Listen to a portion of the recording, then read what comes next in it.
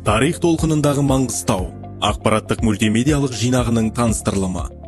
Қазіргі ақпараттандыру заманында жаһандану үрдісі әлемдік бәсекелестікті күшейте түсуде.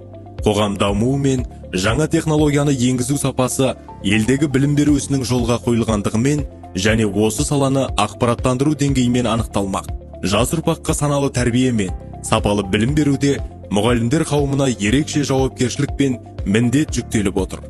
Соның ішінде патриоттық тәрбие беру мен ғылыми дүние танымын қалыптастыруда тарих пәні мұғалімдерінің орны ерекше.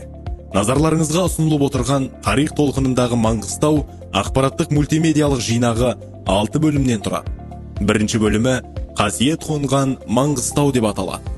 Бұл бөлімде өлке тарихындағы елеулі оқиғалар және қол бастаған батырлар туралы құнды деректер келтірілген.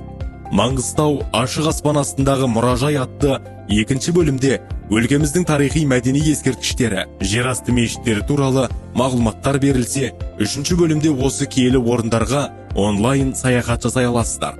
Төртінші бөлім жергілікті өлкетанушы ғалымдардың өмірі мен шығармашылығына арналады.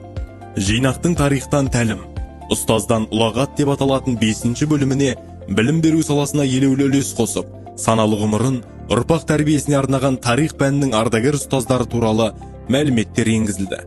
Жаңашыл ұстаз өмір айнасы атты 6 бөлім заманауи инновациялық технологиялар мен әдіс тәсілдерді жетік меңгерген жаңашыл ұстаздарға және облыстық, республикалық деңгейлерде олимпиадалар мен түрлі сайыстарда жоғары жетістіктерге қол жеткізген педагогтарға арналған. Ақпараттық мультимедиялық жинақтағы бейнефильмдерді, сабақ жоспарларын, платформалар мен бейне сабақтарды көру үшін арнайы QR код қойылған. Осы QR кодты смартфоныңызға сканерлеу арқылы өзіңізге қажетті материалдармен толық танысып шығуға мүмкіндігіңіз бар. Құрметті оқырман, ұсынылып отырған жинақпен жан-жақты танысып, пікір қалдыруыңызды сұраймыз. Сіздің жолдаған ұсыныс пікірлеріңіздің негізінде жинақ ұдайы толықтырылып отырады. Назарларыңызға рахмет.